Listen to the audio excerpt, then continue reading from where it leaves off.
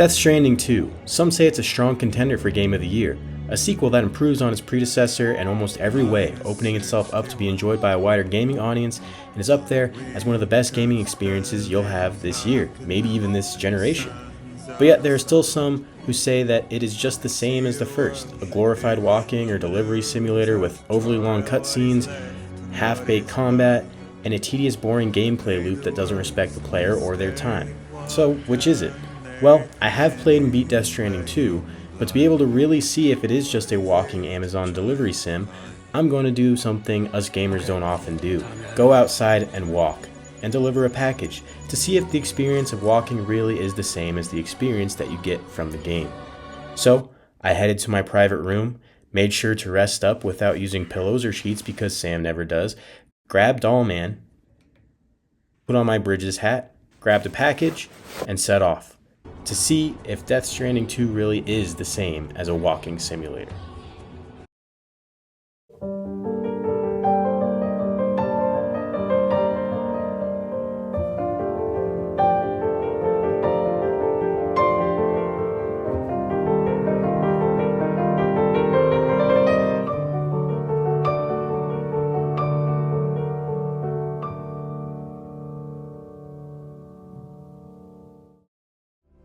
Death Stranding 2 picks up pretty soon after the events of where the first game left off. Sam and Lou have moved to a remote part of Mexico where they are happily living a pretty solitary life. After a tragic event takes place, Fragile convinces Sam to join her on her new mission to connect Mexico and later Australia to the chiral network, believing he's the only porter who can do it, and that it will help Sam's mental health to have a mission to accomplish. Sam eventually agrees to join Fragile, and so he grabs his backpack, heads out, and starts delivering packages and connecting people to the chiral network. The world of Death Stranding is something I really enjoy diving into. It's a world post the Death Stranding, an apocalyptic event that intertwined the world of the living and the world of the dead, introducing BTs, which are the ghost-like creatures, and a lot of other weird and interesting things, like the concept of the beach after you die, a bunch of anomalies with time, people being affected by the Death Stranding in different ways, like Sam himself being a repatriate who can't die.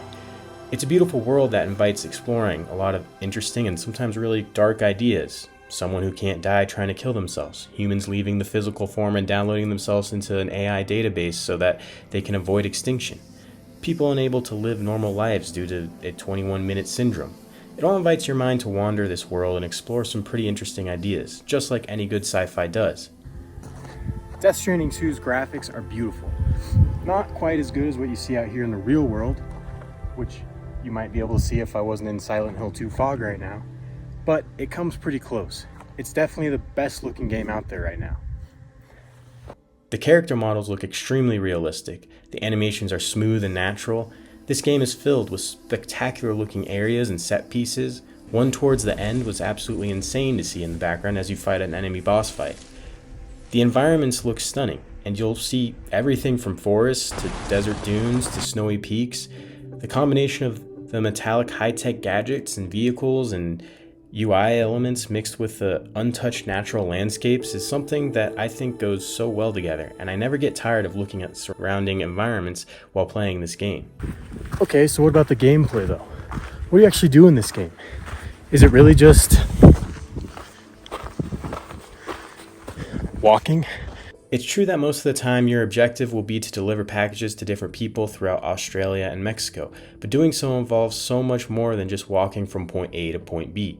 Through my playthrough, I felt like the gameplay kind of felt split into two different feels. There was the main part of the game, the main orders. For these, oftentimes you would need to pay attention to the brief you were given before the mission and look closely at what hazards you might come across on the map. It was all about making sure you brought the right equipment with you so that you would be prepared for what would come up. It is a balancing act though. Bring too much equipment and you'll weigh yourself down or not have room to make additional deliveries along your route. Don't bring enough equipment and you might find yourself in some sticky situations if you need to cross a flooded river without a ladder or run into enemies without any weapons. For many of these main orders, there would be some sort of event that would happen, whether it be something like a large BT enemy or ghost mech enemies, or you are maybe required to infiltrate an enemy camp, or environmental hazards can occur, things like flooding, causing rivers to cover previously dry areas, earthquakes leading to boulders crashing down towards you, wind, sandstorms, or my personal favorites, fire and avalanches. These environmental hazards were great at keeping you on your toes by throwing more at you that you might not be prepared for. For example, in one mission you'll have to navigate your way through a massive fire. While you do have the tools to combat fire, a tar cannon, it's on you to be prepared for it. I only brought one thinking it would be enough, and it wasn't, but fortunately I was in the habit of always having a ladder with me when traveling on foot, and I was able to use it to climb past some flames and get out safely. Or, another time, I was going to connect a new spot high up in the mountains. I figured I would travel lightly to not slow myself down in the snow and decided taking a ramp might help. Landing triggered an avalanche that I narrowly avoided by running behind a large rock formation for cover. Having narrowly avoided disaster, I still had to make the rest of the climb, which I hadn't realized would be so steep and difficult to ascend. I didn't really bring enough ladders, but barely managed to get to my destination. And when I did, the feeling of accomplishment was great. Those obstacles that would come up, and you being prepared and able to quickly react and adapt, really made finishing the delivery feel so rewarding. The other part of the gameplay is the side orders. These don't progress the story, but they'll help you increase your connection with different locations, which helps you unlock new or upgraded equipment or cosmetics. I am working on 100%ing the game, and so far have 5 stars with most locations, but not all yet, so I've been doing a lot of these. This gameplay is more about efficiency and planning. Will it be faster to take this route? Which loops should I make to deliver the most packages to the most locations?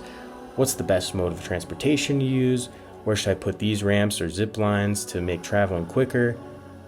While there are still the missions that you can take that require you to fight enemies, there isn't quite as much to be prepared for. Other than one side mission, you won't run into fires again or avalanches, which is a little bit of a bummer, but I find this gameplay to be kind of relaxing and therapeutic.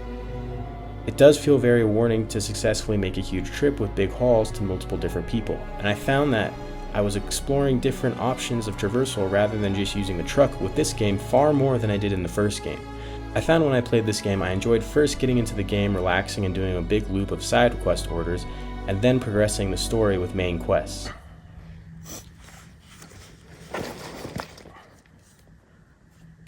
I haven't run into enemies yet, but if I did, I'd be completely unprepared. In Death Stranding 2, though, combat has been emphasized quite a bit more, and improved a lot more. Boss fights are more spectacular, ghost mechs are a new enemy type, and combat just feels a lot better in this game.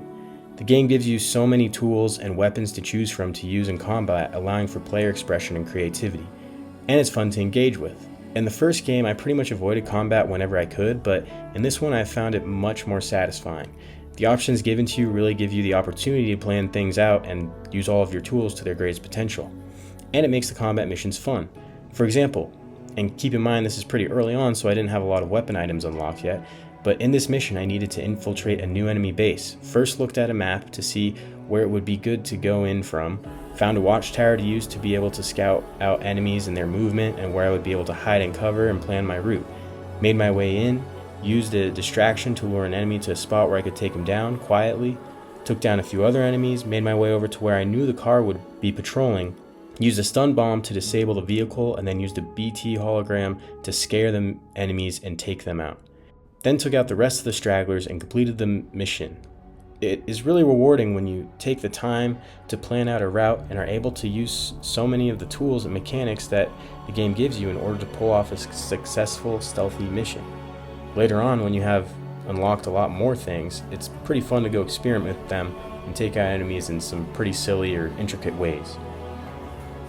As for the story, it is pretty classic Hideo Kojima style storytelling with crazy over-the-top cutscenes and wild stuff happening all the time, things that won't always make sense, and big plot twists. I really enjoyed it, and I think if you enjoyed the story of the first, you will enjoy this one as well. I don't want to get into spoilers on the story, but it kept me intrigued the entire time, and I thought the ending was satisfying. Not to say that there...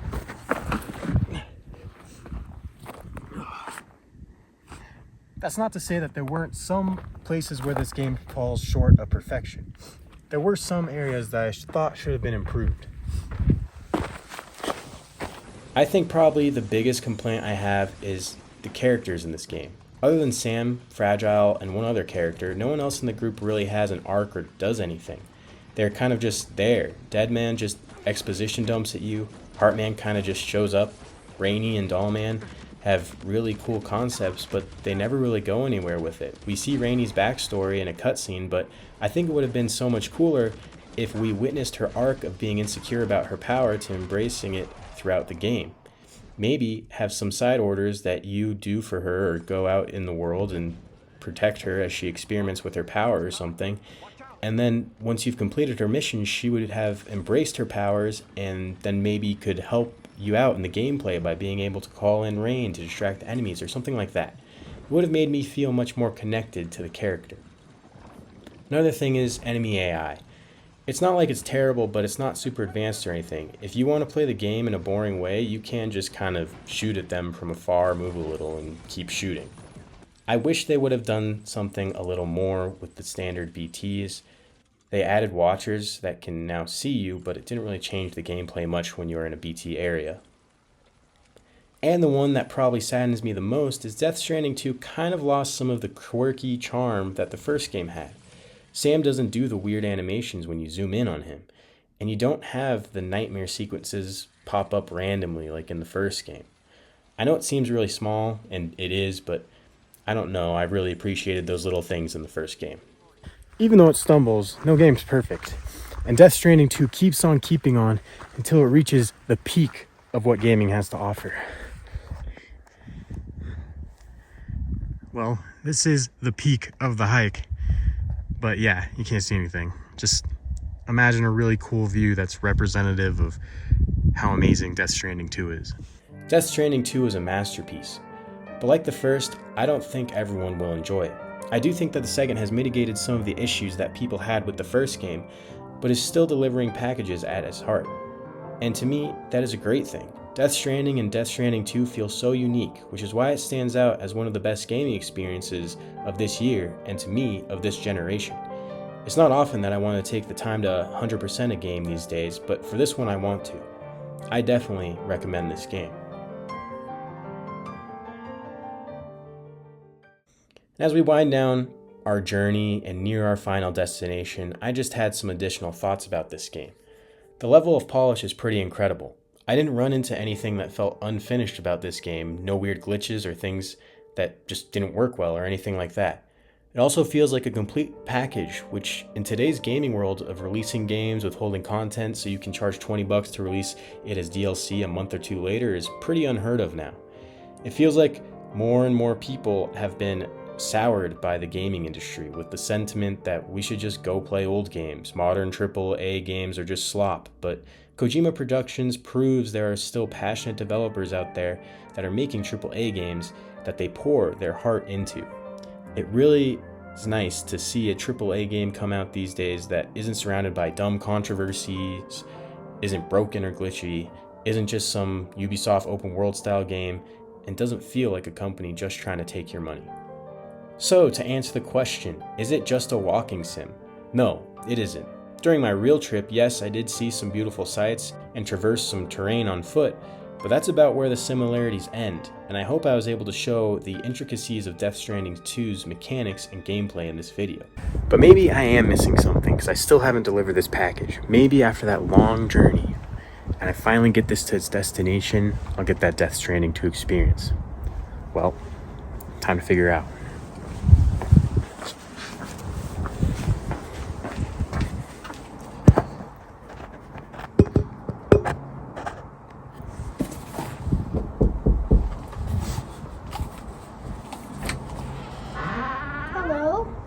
Hi, I'm here to deliver a package. What package? See, I think this was lost cargo. It had your address. Lost cargo? Sometimes, in transit, things get lost and don't always make it to the... Are you filming me? Oh, that's just proof of delivery. We have to do that now. It's, company policy. Yeah, I'm not really interested. I think you have the wrong address. Oh, wait, I could connect you to the chiral network. Yeah, I know.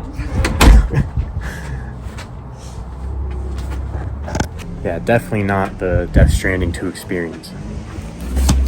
Thank you all for watching this review. If you enjoyed, please consider subscribing to see similar content. I will be making a review of Silent Hill F pretty soon. I'm getting kind of close to hitting the 1K sub mark and would appreciate it so much if we could get there by the end of the year. Did you enjoy Death Stranding 2? What are your thoughts on the game? Let me know in the comments, and I'll see you in the next video.